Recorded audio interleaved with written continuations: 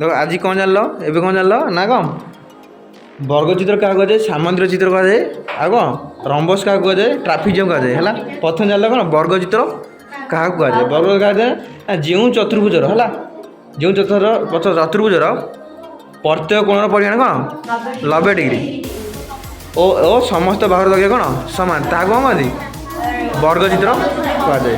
ଆଚ୍ଛା ସାମାନ୍ତରିକ ଚିତ୍ର କାହାକୁ କୁହାଯାଏ ନା ଯେଉଁ ଚତୁର୍ଭୁଜର ବିପଦ ବାହୁମାନ ପରସ୍ପର ସମାନ ଓ ରୁହ ପରସ୍ପର ସମାନ ସେଇଭଳି ଚିତ୍ରକୁ କ'ଣ କୁହାଯାଏ ଚତୁର୍ଭୁଜ କହନ୍ତି ସାମାନ୍ତରିକ ହେଲା।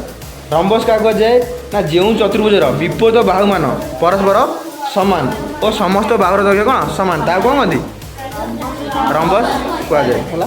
ତାପରେ ଟ୍ରାପିଜିୟମ୍ କାହାକୁ କୁହାଯାଏ ନା ଯେଉଁ ଚତୁର୍ଭୁଜର ଏକ ପ୍ରକାର କ'ଣ ଆକୃତି ତ୍ରିଭୁଜର ଆକୃତି କ'ଣ ଏକ ପ୍ରକାର ଚତୁର୍ଭୁଜର ଆକୃତି ଗଠନ କରେ ତାହାକୁ କ'ଣ କହନ୍ତି ଟ୍ରାପିଜିୟମ୍ ବା ଏଇ ଟ୍ରାପିଜିୟମ୍ରେ କ'ଣ କେବଳ ଗୋଟିଏ ଯୋଡ଼ା ବିପଦ ବାହୁ ସମାନ କେବଳ ଗୋଟିଏ ଯୋଡ଼ା ହେଲା।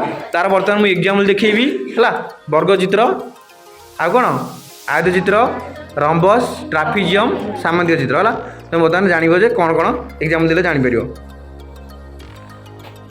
ଦେଖ ମନେ କରିବ ଏଇଠୁ ଏଇଟା କ'ଣ କହନ୍ତି ସମସ୍ତ କୋଣ କ'ଣ ସମାନ ସମସ୍ତ ବାହୁ ଏଇଟା କ'ଣ ଦେଖ ବର୍ଗଚିତ୍ର ଟିକେ ଯେ ଲଙ୍କା ହେଲା ଟିକେ ବାଡ଼ିଆ ବସି କ'ଣ ହେଇଯିବ ରମ୍ବସ୍ ଆଲ ଯଦି କ'ଣ ବାହାରେ ସାମନ୍ତରିକ ଏଇଟା କ'ଣ ଟ୍ରାପିଜିୟମ୍ ଟ୍ରାପିଜିୟମ୍ ଚିତ୍ର କେମିତିଆ ଆୟତ ଚିତ୍ର କେମିତିଆ ବର୍ଗଚିତ୍ର କେମିତିଆ ରମ୍ବସ୍ କେମିତିଆ କ'ଣ ସାମନ୍ତରିକ ବୁଝିପାରିଲ।